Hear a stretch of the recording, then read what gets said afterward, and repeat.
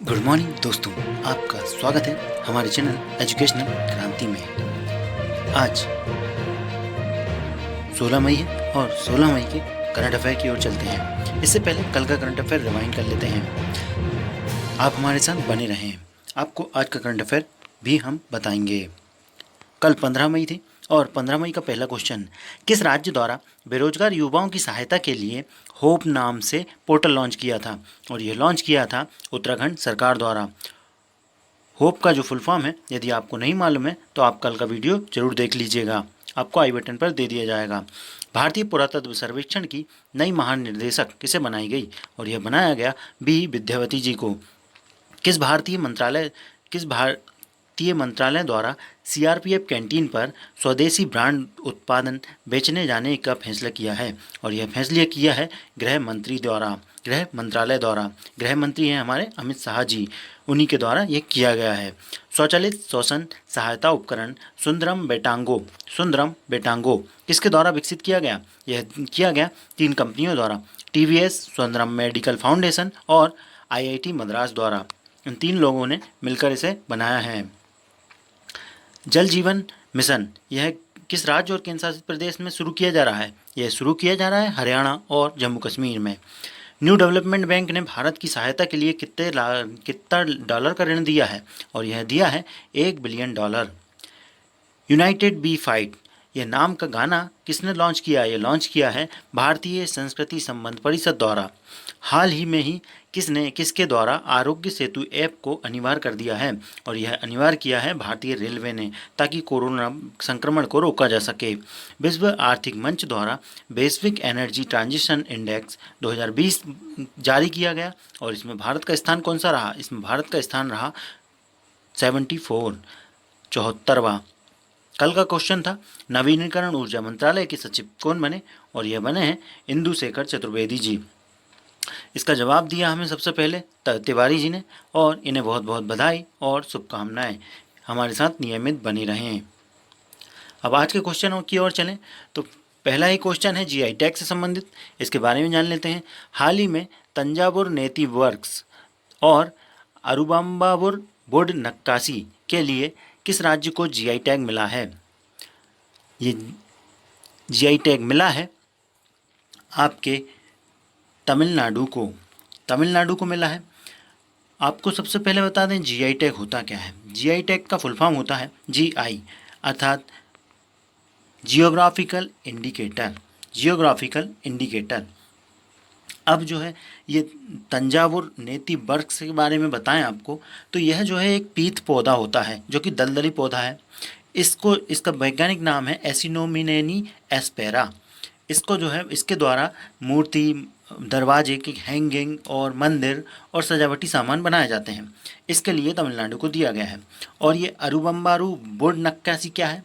इसमें जो है लकड़ी पर नक्काशी की जाती है और यह लकड़ी काय की होती है? लकड़ी होती है आम, लिंगम वृक्ष, राक का पेड़ या रोजवुड या नीम के पेड़ की मूर्तियों को बनाया जाता है।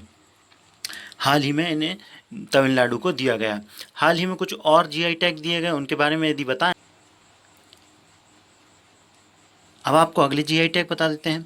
तलिया रुमाल दिया गया, ये दिया गया तेलंगाना को। और काले चावल दिए गए मणिपुर के लिए। साथ ही जो सोहराई खोबर पेंटिंग यह दी गई झारखंड के लिए। और जम्मू कश्मीर के लिए दिया गया कश्मीरी केसर के लिए। और टेराकोटा के लिए दिया गया गोरखपुर को। इन सभी को हाल ही में ही जीआई टैग दिए गए हैं। ये आप देख सकते हैं, ये ही हैं आपके तंजावुर नेति वर्क्स और अराबम्बुर बोर्ड नक्काशी। आगे चलते हैं। I feel you bracelet social distancing के लिए किस देश ने लॉन्च किया है? और यह लॉन्च किया है इटली ने। इटली के द्वारा लॉन्च किया गया है और इसको लॉन्च किया है जो इटालियन इंस्टीट्यूट ऑफ टेक्नोलॉजी ने। और इसे लॉन्च किया गया है सोशल डिस्टेंसिंग के नियम को पालन करने के लिए। इसमें होगा क्या, 2 व्यक्तियों के हाथ में यदि ये ब्रेसलेट रहेंगे तो वो दोनों व्यक्ति यदि कुछ दूरी के पास ज़्यादा पास आ जाते हैं तो ये वाइब्रेट करने लगेंगे, अर्थात सोशल डिस्टेंसिंग का बारे में बताएंगे कि आप जो है कुछ दूर हो जाएं। अब जो है इटली की बात हुई है, तो इटली की जो है आपकी राजधानी है रोम। इटली की राजधानी है रोम और यहाँ के पीएम है जीएसेप कोंटे। और हाल ही में जो है इटली के द्वारा ही कोरोना वायरस का वैक्सीन बनाने का दावा भी किया गया था। अब चलते हैं अगले क्वेश्चन की ओर। अंतर्राष्ट्रीय परिवार दिवस। अंतर्राष्ट्रीय परिवार दिवस कब मनाया गया? यह मनाया गया 15 मई को। 15 मई को मनाया गया अंतर्राष्ट्रीय परिवार दिवस। ये मनाया जाता है फैमिली, इसकी थीम की ओर देख लेते हैं। Families and development Copenhagen and Beijing 25, यह इसकी थीम थी इस बार की। और इसको विश्व भर में मनाया जाता है परिवार के बेहतर जीवन के लिए और सामाजिक प्रगति के लिए लोगों को प्रोत्साहित करने के लिए इसे मनाया जाता है। हाल ही में कुछ और दिवस मनाए गए, उनके बारे में यदि आपको बताएं तो 12 मई को मनाया गया था नर्स डे, अंतर्राष्ट्रीय नर्स डे। और इसकी थीम थी nursing the world to health. और 11 मई को मनाया गया था राष्ट्रीय प्रौद्योगिकी दिवस। 10 मई को मनाया गया था आपका मदर डे। और 9 मई के बारे में भी यदि आपको बताऊं तो 9 मई को मनाया गया था विश्व प्रवासी दिवस। और इसकी थीम थी बर्ड्स कनेक्टेड आवर वर्ल्ड। आगे चलते हैं अगले क्वेश्चन की ओर। यह एक बहुत बड़ी घटना है, इसके बारे में जान लेते हैं। विश्व व्यापार संगठन के प्रमुख ने इस्तीफा देने की बात कही है, तो ये प्रमुख है कौन? यह हैं आपके रॉबर्टो अजेवेदो जी के द्वारा इस्तीफे की बात करी गई है और यह ब्राज़ील से आते हैं। इन्होंने जो है इस पद पर, विश्व व्यापार संगठन के अध्यक्ष पद पर जो है 2013 से शुरुआत की थी और इनका कार्यकाल जो है अगले साल ख़त्म होने वाला था 2021 सितंबर 2021 में। लेकिन जो है डोनाल्ड ट्रंप जी के दबाव के कारण इन्होंने ये इस्तीफा दिया है, ऐसा इन्होंने भाषण में अपने कहा है। और साथ ही जो है एंटोनियो गुटेरेस आपको ऑप्शन में दिख रहा होगा, ये यूएन के महासचिव हैं। और साथ ही जो है WTO की यदि बात हुई है, वर्ल्ड ट्रेड ऑर्गेनाइजेशन या विश्व व्यापार संगठन, तो इसके मुख्यालय जो है यह जिनेवा में है। जिनेवा में मुख्यालय और इसकी स्थापना हुई 1995 में। उम्मीद है आप समझ गए होंगे। अब चलते हैं अगले क्वेश्चन की ओर।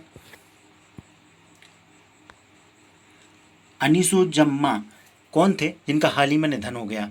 और यह एक साहित्यकार थे और इनका जन्म जो है भारत में हुआ था, लेकिन यह 1947 के बाद जो है बांग्लादेश चले गए थे। यह आप कोलकाता में इनका जन्म हुआ था, लेकिन यह 1947 के बाद बांग्लादेश में चले गए थे।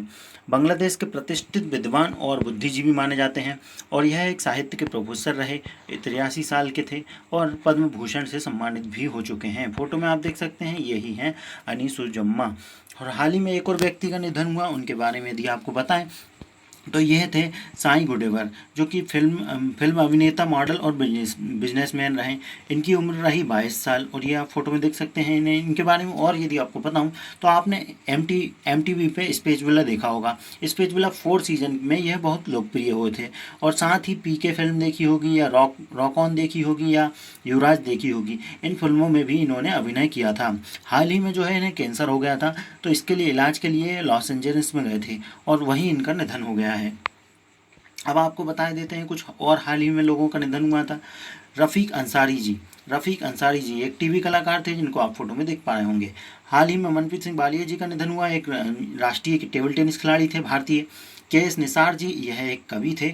और अजय कुमार त्रिपाठी जी यह जो है न्यायाधीश थे और न्यायाधीश होते हुए पहले व्यक्ति बने जो कि कोविड-19 के शिकार बने। हाल ही में जो है एक योजना चलाई गई, मातृ स्मृति योजना। यह किस राज्य द्वारा चलाई गई? यह चलाई गई पश्चिम बंगाल द्वारा इस योजना चलाई गई। और इस योजना के बारे में यदि आपको बताएं तो यह योजना में जो है 50,000 एकड़ बंजर भूमि का इस्तेमाल किया जाएगा और इस भूमि पर जो है मछली पालन व बागवानी की जाएगी। और प्रारंभ में जो है इस 50,000 एकड़ भूमि में से 6,500 एकड़ भूमि से शुरू किया जाएगी इस व्यवस्था को। हाल ही में आपको बताएं तो जो आत्मनिर्भर गुजरात योजना, यह भी लॉन्च की थी। यह लॉन्च की है गुजरात सरकार द्वारा। इस योजना में क्या है, इस योजना के अंतर्गत जो छोटे दुकानदार हैं उन दुकानदारों को जो है 2 लाख तक का लोन दिया जाएगा 2% ब्याज पर 3 साल के लिए। अर्थव्यवस्था को बूस्ट करने के लिए ये सब किया जा रहा है। और साथ ही जो है FIR आपके द्वार नाम की योजना शुरू की गई। यह की गई MP के द्वारा और भी योजनाएं की गई। उनके बारे में यदि आपको बताऊं तो जीवन शक्ति योजना चलाई गई जो कि मास्क बनाने से संबंधित है। 11 रुपये में मास्क बना सकती है महिलाएं। और साथ ही एक और योजना चलाई गई जीवन अमृत योजना, जिसके अंतर्गत जो है त्रिकुट चूर्ण बांटे गए थे।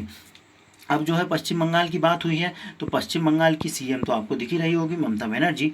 और साथ ही जो है यहाँ के राज्यपाल हैं जगदीप धनखड़। अब अगले क्वेश्चन की ओर चलें। विश्व बैंक ने भारत को कितने डॉलर के सामाजिक सुरक्षा पैकेज की घोषणा की है? और यह घोषणा की है $1 बिलियन। अब यहाँ से आपको यह भी याद आना चाहिए कि $1 बिलियन की घोषणा हाल ही में ही न्यू डेवलपमेंट बैंक द्वारा भी ऋण दिया गया था। कल ही हमने बात की थी। अब ये इन्होंने $1 बिलियन क्यों दिया है? अब जो कोविड-19 के कारण जो है कमज़ोर परिवार, गरीब और सामाजिक सहायता के लिए ये सब राशि दी गई है। अब आपको विश्व बैंक की बात हुई है तो विश्व बैंक के बारे में यदि आपको बताऊं तो विश्व बैंक के जो हेड हैं वो है डेविड मालपास। और साथ ही जो है इसका मुख्यालय है वॉशिंगटन DC। अब चलते हैं आगे अगले क्वेश्चन की ओर।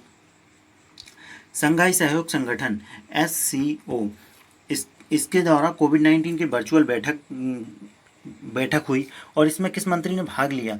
इसमें भाग लिया है आपके S जयशंकर जी ने।